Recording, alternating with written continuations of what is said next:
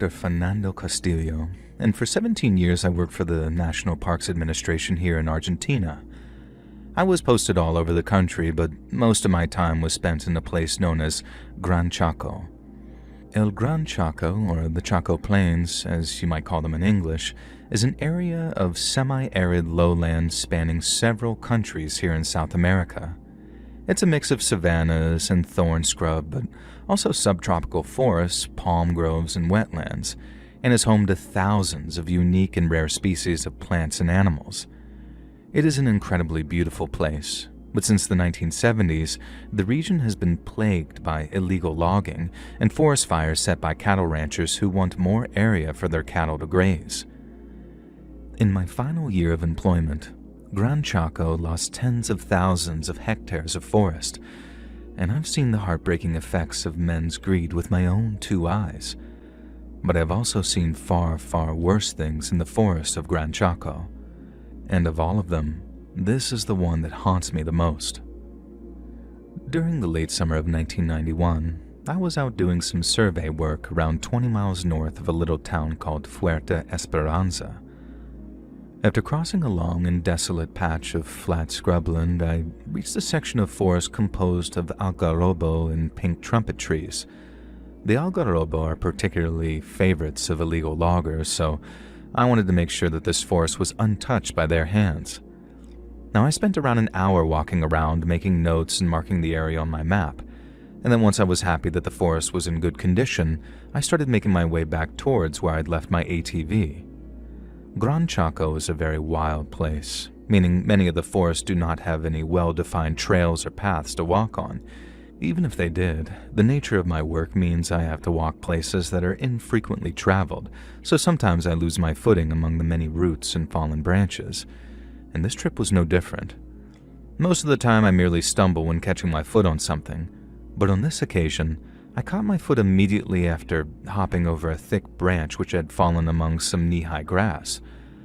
I was totally unprepared for the second impediment and completely off my balance, so after my foot caught on, I was sent tumbling into the grass in front of me with a very loud crunch. Notice how I described it as a crunch and not a thud because I didn't fall directly into the dirt and grass. Something broke my fall. Something hard but kind of brittle. I didn't check to see what it was at first because my priority was to inspect the fresh grazes on my forearms and elbows. But then after picking myself up, I saw that I hadn't landed on a pile of fallen branches. I'd landed almost directly on a pile of bones. Since jaguars are very active in Gran Chaco, I initially thought that the bones must have belonged to a jaguar kill, perhaps a deer or some type of pig. But upon further inspection, I found that they were too large to be a pig of any kind, and too much like a monkey to be a deer. The forests are home to howler monkeys too, so when I saw bones that looked remarkably like those of a human hand, I thought they belonged to some dead monkey. But then I saw the skull, and there was no mistaking things anymore. I had landed on a human skeleton, one that was filthy and moss-eaten, and when I realized that, a powerful feeling of mortal dread came over me. I picked myself up and crossed myself before brushing myself off. Unfortunately, that wasn't the first time that I'd found a human body hidden among the wilds of Gran Chaco. But it was the first that I'd found spontaneously, as in not on a search, and the first that I'd found in such a terrible state of decomposition. I carefully flattened some of the grass around it and then walked around it in a circle, studying it as I went. It looked like it had been there a long time, like the ground was already in the process of swallowing it up with dirt and grass. But then as I walked, I stood on something else that felt hard under my boot, and on closer inspection, I found a second skeleton just feet away from the first. It's hard to describe the feeling of abject terror one feels upon viewing human remains, unless you yourself have experienced the same sensation. But to see two sets of human remains in such quick succession, it made me fear for my life. It made me wonder what had happened there for two people to lose their lives on almost the same spot, and the dread that I felt was only amplified when I found the third skeleton, and then the fourth, and then the fifth. I came to realize that there were human remains for 100 meters in every direction, and every couple of meters I saw the eyeless sockets of a skull as they stared back at me from the undergrowth. And this was no ancient indigenous burial site either, as some of the remains came complete with half-rotted boots or sneakers lying close by. The place was a cemetery without graves, and I feared that whatever fate had befallen these poor souls would soon befall me.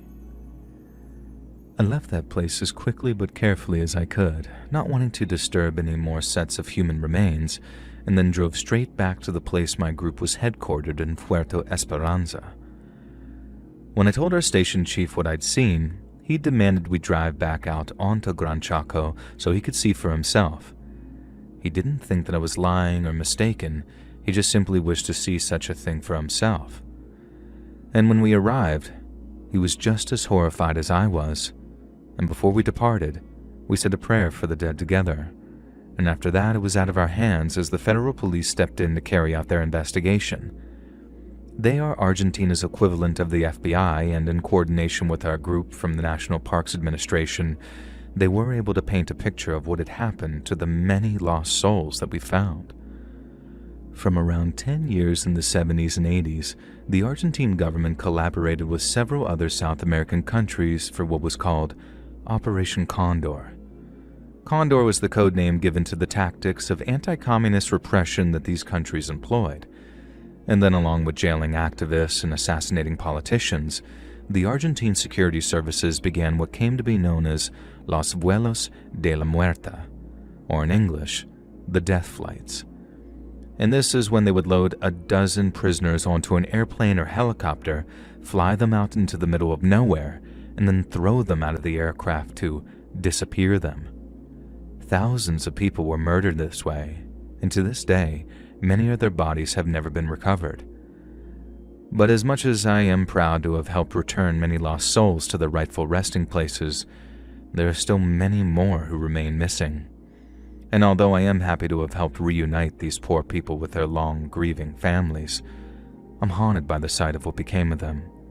And some nights, I dream that I too am being thrown to my death from the hold of an airplane.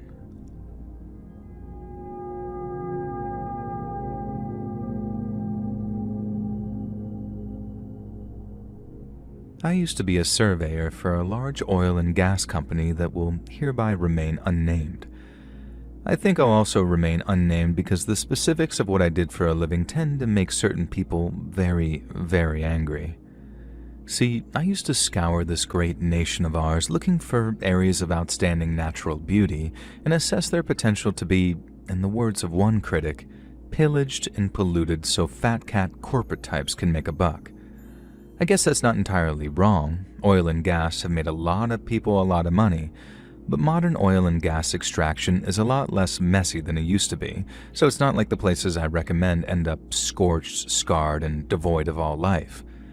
The primary reason I took the job is because I love being outdoors, and being a surveyor afforded me a heck of a lot of time in the field.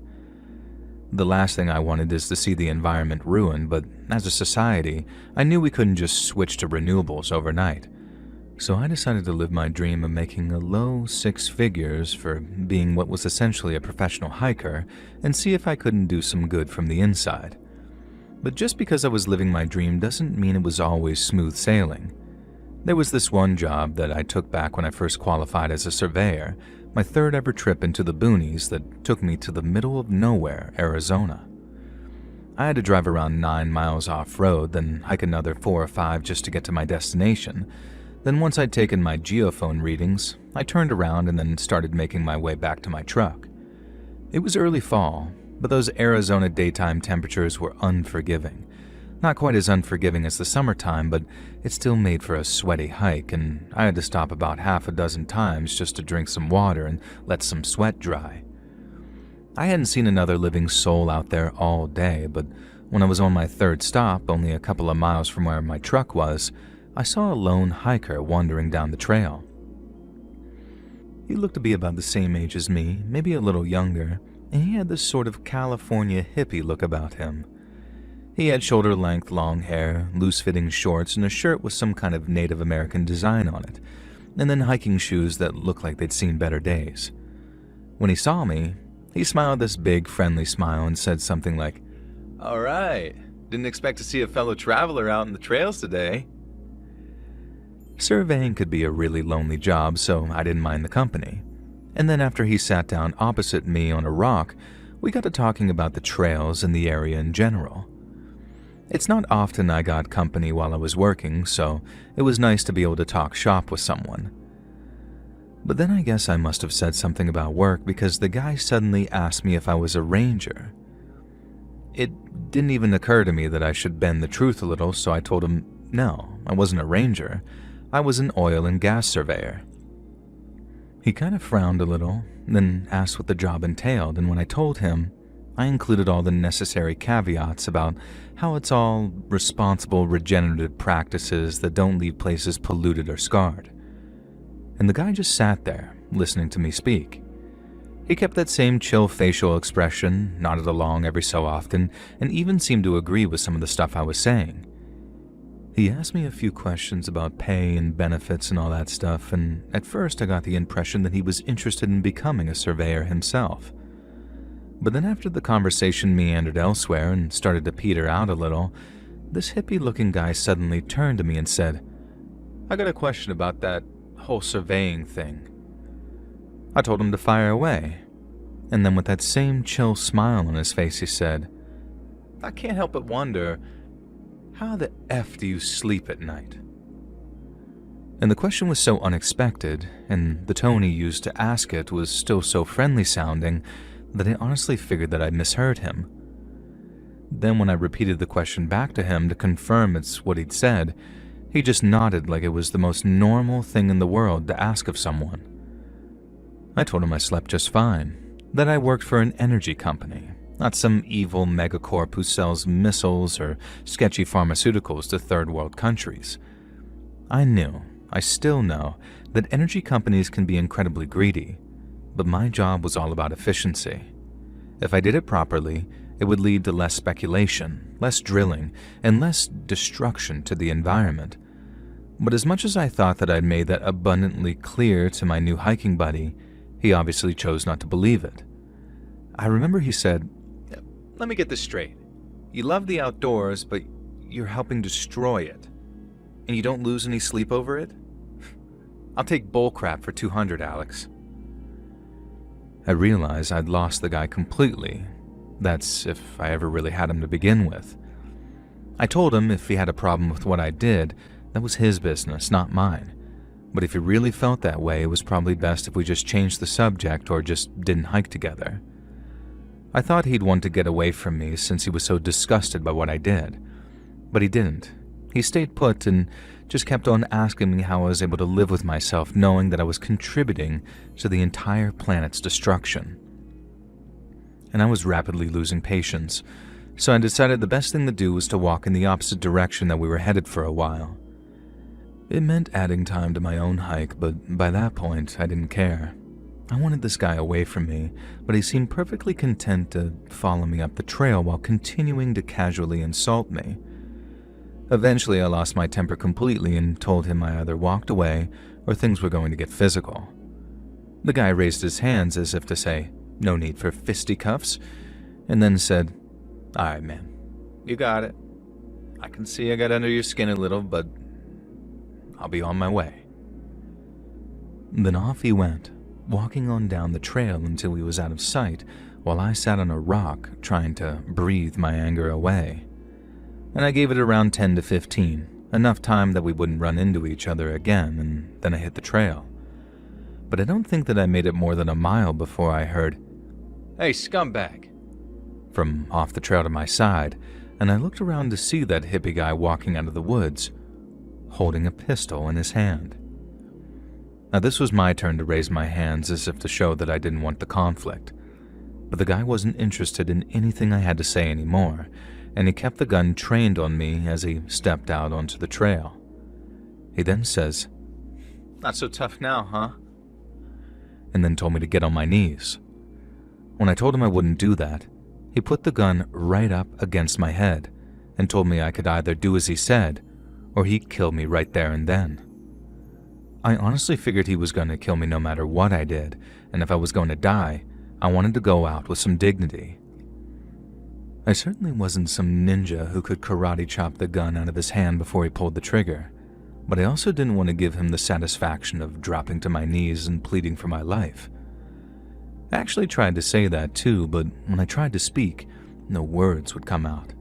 It felt like no matter what I did, no matter what I said, he was going to pull that trigger and everything would just cut to black. So instead of doing anything, I guess I just sort of shut down. And when I started to shake, he made fun of me for being scared, and then goes into some big speech about how what he was doing, putting a gun to my head, was essentially what I was doing to the entirety of planet Earth.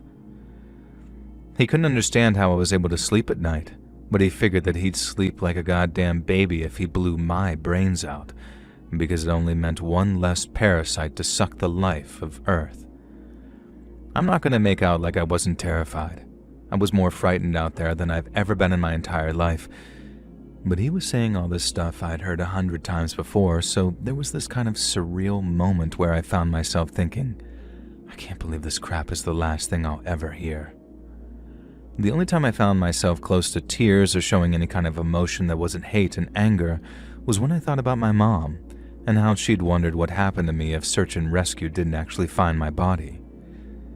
Thankfully, I didn't have to dwell on that long, because before those thoughts managed to break me down completely, the guy pulled the trigger. It didn't shoot me. He moved the gun to the side at the last second and then fired a shot off right next to my ear. I didn't actually realize that I had been shot, though. It's almost like the explosion in my left ear and deafness that followed made me think that I'd actually been shot in the head. So I just sort of collapsed to the ground, clutching the side of my head, and the last thing I kind of heard in my good ear before the guy eventually disappeared was the muffled sound of, "Quit your job, asshole." I honestly thought that I was a dead man, because the shot had caused blood to come out of my ear and my whole head was just completely throbbing. So I thought that I'd been hit, and I had maybe seconds to live before I collapsed and bled out from a shot to the head. But after lying there, waiting for everything to fade, I slowly realized that I was okay, or at least that I wasn't going to die.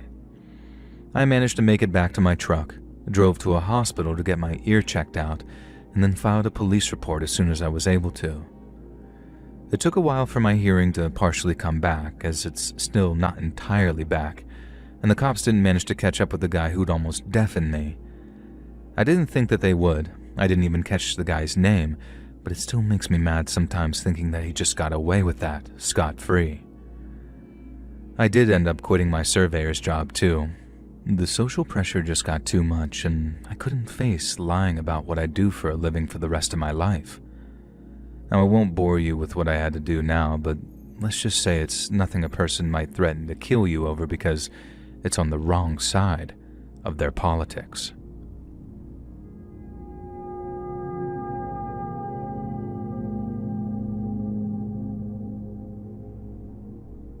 After earning my pilot's license, I managed to land myself a pretty cushy job flying for a major airline.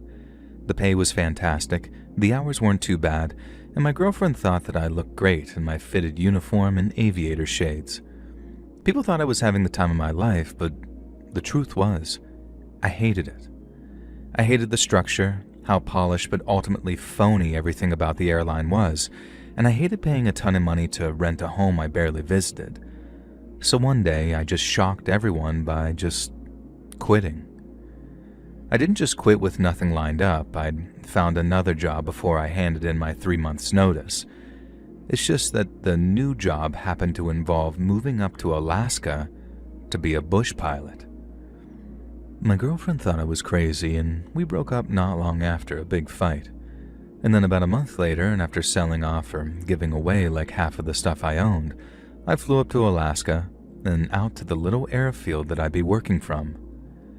I stayed in a cabin just a short walk from the airfield, a place so run down when I moved in that first night it had me wondering if I'd actually made a mistake. But then after a trip over to the Fairbanks to pick up some groceries and home improvements, the cabin started to feel a little more like home, and I remembered why the whole thing seemed like a good idea in the first place. It was peaceful. I got to set my own schedule, and some of my passengers ended up being some incredibly interesting people. There was something about living wild that felt good for my soul, too. But don't worry, I'm not about to get all poetic on you. Life was good, but that didn't mean that there wasn't a little turbulence here and there. I had trouble in the air on more than one occasion. I had encounters with wildlife that looked at me like I was dinner, and I saw one or two things from the air that I'd never be able to fully explain, and this is the story of just one of them. One day, I was making a pretty routine flight, taxiing a couple of researchers from A to B. I'd been in the air for a couple of hours already, flying under superb weather conditions for the spring, when something down below suddenly caught my eye. The ground beneath was a carpet of trees, but every so often there'd be a little clearing, some large, some smaller.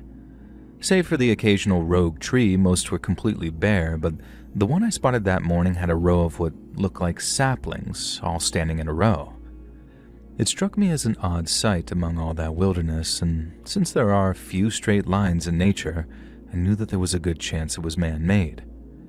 But as I got closer and ended up passing the clearing with it on my left, I looked out the window and saw they weren't saplings, but crosses. I banked left, turning so I could pass the clearing a second time at a lower altitude. You don't see a lot of stuff like that out in the middle of nowhere, so I guess curiosity got the better of me and I wanted to check it out. Coming up on the clearing again, I could see that they were crosses all right, big ones too.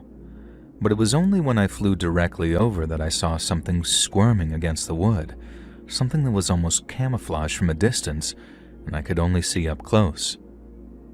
There were people attached to those crosses, some still, some writhing around in what I could only imagine was absolute agony. I didn't take another pass. I got myself back on course and hit my radio to see if anyone was within range. The only person I could raise was a logging camp, but I asked them to get in touch with the WSAR, the Wilderness Search and Rescue, on my behalf. When the guy asked what he should say, I couldn't bring myself to tell him exactly what I'd seen. I knew he'd think I was crazy, so I made something up about spotting some campers who looked like they were in trouble.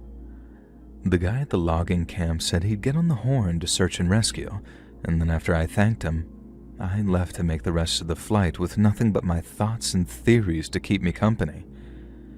I didn't mention anything to the researchers, and their company was actually a huge relief as it kept my mind off what I'd just seen.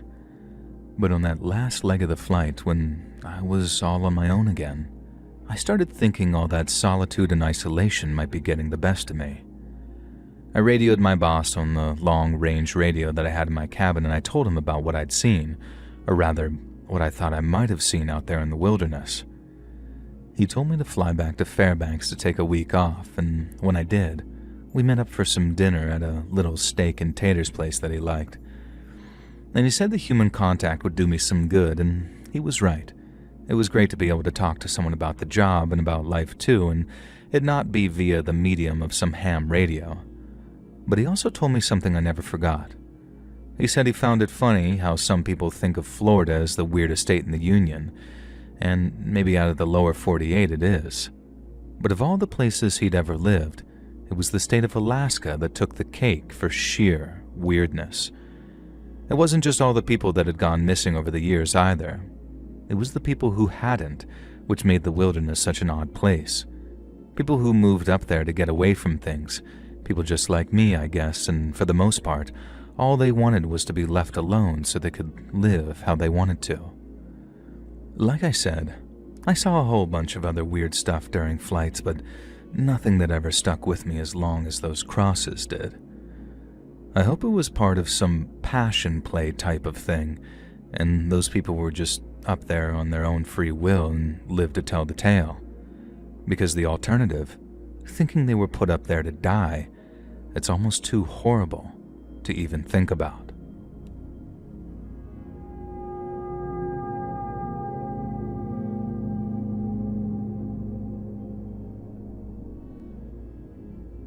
In the summer of 2015, so more than a decade ago now, me and a few friends were just sinking beers and watching TV in my apartment when I flicked over to the History Channel and saw this show called Alone.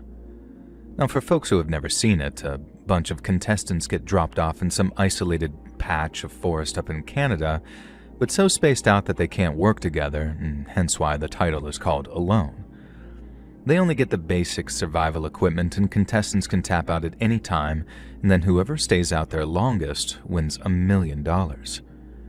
And as we're watching, an argument breaks out between us over which one of us would win the $1 million, and by the end of the night, we only agreed on one thing. We should head out to the middle of nowhere for some kind of hardcore camping trip and find out which one of us was king of the wilderness. And then a few months later, the 5 of us are sitting in a truck headed for a place known as the River of No Return. Now, its full name is the Frank Church River of No Return Wilderness, but we ended up shortening it to the much more ominous River of No Return to make the trip sound more badass. It's the largest wilderness area of Alaska, and with us living in Boise, it was basically right up there on our doorstep. We drove up to a little town called North Fork and then made our way to the trailhead, which would take us to a place called Long Tom Mountain on foot. And this meant our 4 days hiking there and back and 1 day's rest on Long Tom Mountain, with some fishing and swimming in the nearby Salmon River while we camped there. That first day's hike was rough, and I slept like the dead when we finally made camp for the night. The second day was a little easier after the first, and seeing the view from the top of that mountain made every second of that hike feel worth it. We made camp again, grabbed our towels, and then headed down the mountain for that fishing and swimming I told you about, which was probably the most fun I'd had in a long while. It just felt epic, for lack of a better words, you know? Like we were making memories. Especially when our buddy Dave caught a couple of fish with a collapsible pole that he brought along with him. They weren't huge, but knowing we were about to eat something we'd actually caught made the whole thing feel extra special. With a few hours of daylight left, we headed back up the mountain feeling refreshed, and then got to work making a fire so we could get those fish cooked.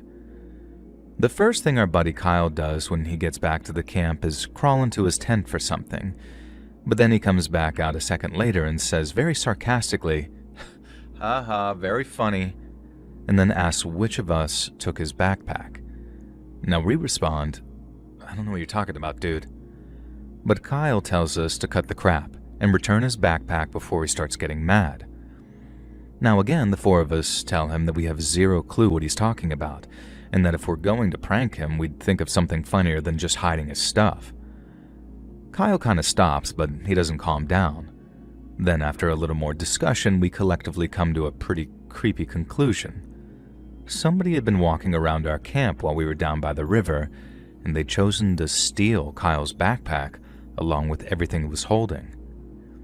We were definitely creeped out because who was this thief, and had they been following us? Were they dangerous? But I'd also say that the primary thing we were feeling at the time, especially Kyle, was anger.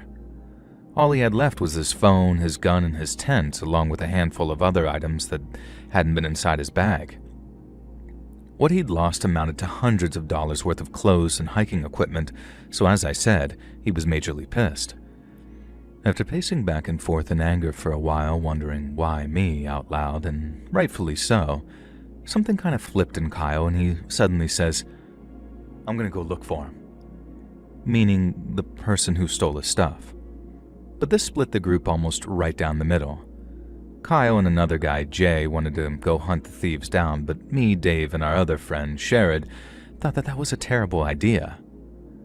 We were mad about the theft too, but the solution was not to turn our epic hiking vacation into an effing manhunt. Dave suggested we relocate our camp before bedding down for the night, but Kyle outright refused, and we couldn't talk him down on the manhunt thing either. It got kind of heated at one point, with Kyle calling us a bunch of pansies, and then he and Jay just storm off to go looking for those thieves. Now, I remember Dave saying, "It's okay, they won't find anyone, and by the time he comes back, he'll have just calmed down a little." And he was right. Kyle came back maybe a half hour later, much calmer but majorly bummed out. But I can't blame him, we all were. We knew our epic survival trip had basically been ruined by some creepy a-hole with sticky fingers. The whole point was to get away from people, so knowing we weren't as alone as we thought we were sucked balls. And the next morning marked the beginning of the 3rd day, the one that we were supposed to spend relaxing by that river, getting ready for the hike back. We tried to make the best of things, but instead of getting to completely chill and enjoy having all that wilderness to ourselves, we couldn't even leave our damned camp alone. Dave said that he didn't want to do any more fishing, especially if it meant being alone down there by the river. He also said that we should probably gather a bunch more firewood to keep the campfire burning throughout the night. If we weren't going to move camp, it was probably a good idea that we take turns keeping watch throughout the night. And I asked if he thought the situation was bad enough that we needed to post a freaking sentry like we were at war or something. He said he didn't like how quiet it was when we went out to gather firewood, that the thief might still be out there and it was better to be safe than sorry. That's when it really hit me how much trouble we were in. Dave wasn't a nervous person, and since he used to go fishing a whole bunch with his dad, he was easily the most experienced of the five of us when it came to being out of doors. So to have him say something like that, it just kind of hit different. We each had a pistol with us, so it wasn't like we felt completely defenseless or anything, but that night, as we all stayed up late in the night shining flashlights out into the darkness, it was definitely the most creeped out that I'd felt in a long, long time. And it was only made worse by the fact that Kyle actually wanted a confrontation. We each got a couple of hours of sleep, taking turns, keeping watches, agreed to, and then come sunrise, once everyone was on their feet, we agreed to get back on the trails as soon as possible. We still had one more night to spend in that river of no return, and seeing as the situation hadn't taken a turn for the worse, we thought it would probably be best to make camp early so we could just rest before having another all-nighter. And the hike that final camp was very tiring but uneventful. We were still mad, Kyle especially, but after we set up camp in the late afternoon, the mood seemed to just lighten a little. We all agreed that whoever stole from us was probably long gone with Kyle's stuff, and that the chances of seeing them again were probably non-existent. But on that count, we were proven majorly wrong. Maybe an hour or two before sunset, our friend Sherrod walked off to take a dump. He took his gun along with him because there was still that thought of we're not alone out here in the back of our minds. But we never imagined there'd be an issue with him walking off to take a bathroom break. Not till a couple of minutes after he walked off, when we suddenly heard him scream. And I say scream, it was more like he yelled a curse at the top of his lungs, which had all of us running in his direction. And he met us halfway, looking scared out of his mind, and told us that he'd just seen someone watching him through the trees. Sherrod said that for privacy, he walked till he couldn't see us anymore, and then before dropping his pants, he looked around in all directions to make sure the coast was clear, and that's when he spotted him. Sherrod said that the guy was almost a full football field away, just some sort of figure in the distance, but he was easy to spot because his whole face seemed to be painted bright white. He said he didn't stop to see what he was wearing or if he was holding anything. He just sort of bolted the second he saw him. But we all agreed that was probably who'd stolen Kyle's backpack. I thought Kyle was about to go ripping off through the woods to find that guy, but I guess hearing about the bright white face knocked some of the pep out of him. And it took some of the pep out of me too, especially once we all asked Sherrod if he was sure about the whole white painted face thing or if he was messing with us. Sherrod said in his exact words, "On my mama, bro, mother effer looked like the crow ran out of black."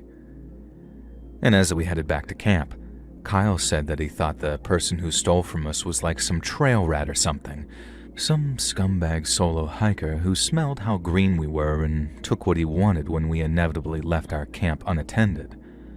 But to think that he was out there putting white makeup on before stalking us through the woods for probably miles, that majorly changed the game for everyone. Like I said, we were armed, but we didn't know to what extent our pale-faced friend was armed either. We also didn't know whether or not he was alone or if there was a whole bunch of freaks with painted faces out there and we just spotted one of them. And that's when we decided a change of schedule. Instead of just sitting there all night with our campfire lighting up like a damn beacon, we decided to walk all the way through the night so we could reach the trailhead and Dave's truck by morning. We packed up our camp again with daylight fading pretty fast, and then after maybe a half an hour or so, it was full on dark and we were walking by flashlight. To say we were on edge would be the understatement of the century, and Dave later said that he was more scared of us accidentally shooting each other than anything our pale-faced follower might have in store for us. Everyone was doing these little 360s every so often, making sure that there was no one shadowing us, and just the thought of my flashlight catching that pale face through the trees was giving me shivers as we walked. And we walked for hours like that too, most of the time in total silence, until suddenly it was broken by our friend Jay saying in this quiet but freaked out voice, "Dude, what the F?" He was standing dead still, and so was the beam of his flashlight as he pointed at something hanging from a nearby tree. It was Kyle's backpack, the straps hanging from two branches that looked like they'd been cut short. But the thing that really caught our attention was how it had been shot, full of arrows. Now we gathered around it, our flashlights all converging on that one spot, and no one spoke for a while till I distinctly remember Sherrod saying, "This can't be happening right now." Kyle reached up to take his bag down, and Jay said something about preserving evidence for the cops or whatever, and then when Sherrod was like, "What are the cops gonna do?" I remember agreeing with him. Whoever was following us, you only saw him when he wanted you to see him, or at least that's how it felt. And the cops weren't going to mount some Bin Laden-style hunt for this paleface when all he did was ruin a backpack. Kyle ended up taking one of the arrows to the cops, thinking that the numbers and letters on it were some kind of serial number, but they turned out to be spec numbers, denoting nothing but the model of the arrow. On top of that, the kind he brought in were some of the most commonly sold sporting good arrows in America, so they literally could have come from anywhere.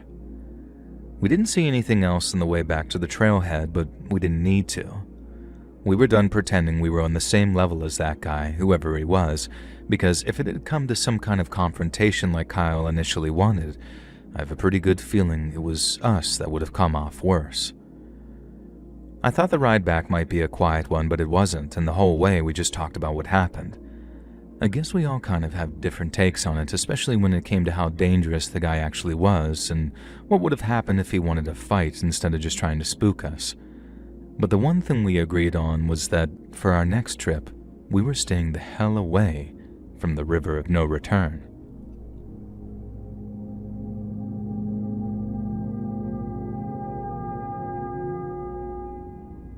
So almost 15 years ago now, before my husband and I settled down and started a family, I went on a horse drive up in Montana. I'd always been something of a horse girl growing up, so it had always been a dream of mine to do something like that. So in the spring of 2009, I booked a guest spot on a cattle drive organized by a ranch up in southern Montana. I flew out to Billings and was picked up at the airport with several other guest riders. Some of them come from as far away as Europe, and since the drive out to the ranch was just over 2 hours, we had plenty of time to get to know each other on the way. The ranch cook fed us dinner when we arrived, and as we ate, our guide explained what we'd be doing for the next 5 days. We'd head out on a few warm-up rides to get us used to working as a team, and then we'd talk to some of the wranglers about what it's like to live out there and do the job they do. And then finally, we'd use the wrangling skills we'd learned to drive a herd of 150 horses south of the border to their summer home in Wyoming. It was set to be the complete cowboy experience, and to me, it sounded like heaven on earth. But if the beginning was heaven, then the end might as well have been hell. After that first night on the ranch, we woke up super early for breakfast and then went down to the stables to meet our horses for the week. Mine was a caramel-colored Mustang named Chip. She had a black mane and ermine spots, so combined with her coat, she had the color of a chocolate chip cookie, hence the name. I loved riding Chip, and she was an incredible animal. Calm and disciplined, but full of energy too. And then since we were all pretty experienced riders, it wasn't long before we were riding into the heart of the Montana wilderness. As we rode out, I felt like I was back on the wild frontier, more like 100 years before, and the feeling of freedom was nothing short of exhilarating. Then once we were done, we rode back towards the ranch at a much faster pace before spending the night there. The next morning we were back in the saddle, headed north towards the plains. We were looking for a herd of horses roaming north of the ranch, but when we started out, we couldn't even see them. We had to ride for an hour across almost featureless plains before they finally came into view, and when they did, it was probably one of the most incredible things I've ever seen. More than 150 prior mountain mustangs were spread out across the horizon, with coats ranging from bay to red to palomino. They were the descendants of Spanish horses that escaped New Mexico in the 1600s, a piece of living history right there in front of me, and it was our job to wrangle them back towards the ranch. But that first drive was probably the hardest ride of my whole life. The wranglers didn't mess around. They talked to us like they would each other, which for an adopted city girl like me was not something I was used to. Every other word was a curse word. They rode like they were mad at the herd, and if you slipped out of position and you didn't do what you needed to do, boy, they let you know about it. When the ranch finally came into view, we stopped for some lunch and to talk about how we did. We drove the horses some more in the afternoon, then as the sun started to set, we rode back to the ranch to get some well-deserved dinner. I remember the wranglers telling us to get as much rest as possible because not only did we have a wake-up call at 4:30 a.m. the next morning, but the next few nights would be spent on bedrolls out in the plains. I didn't get to sleep till around 10 on account of how excited I was, so I was groggy as hell when I woke up. But after a cup of cowboy coffee and a few pancakes, I was ready to hit the saddle again. We found the herd, and then started pushing them through the ranch in a kind of semicircle. The odd colt tried to break from the herd every so often, and I was just giddy at the prospect of getting to canter one back towards the herd. When the time came, it felt every bit as good as I thought it would, and then we kept driving all day long till it came time to camp. We set up a high line for the horses, basically a kind of clothesline that you can tie them to, and then set up our tents in a rough circle around the spot that we built our campfire. We ate some basic campfire food, talked about the day's ride, and then as night began to fall, people headed for their tents as the day's exhaustion began to set in. I was exhausted too, but I couldn't sleep.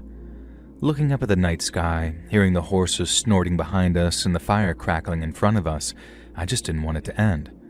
So I stayed up with one of the wranglers who also couldn't sleep. I can remember exactly what we were talking about, flavors of beef jerky, when something flew over my head and landed a few feet short from the campfire. I screamed, which woke people up and brought them from their tents. Then as we crowded round to see what it was, I remember how this chill came over the camp. It was the back half of a jackrabbit, torn clean through the middle. A bloody set of legs and tail lying near the campfire. One of the wranglers said that it might have been a bird of some kind having accidentally dropped its nighttime meal while flying over the camp. But me and that night owl wrangler knew otherwise. It came in at an arc, not like it had fallen.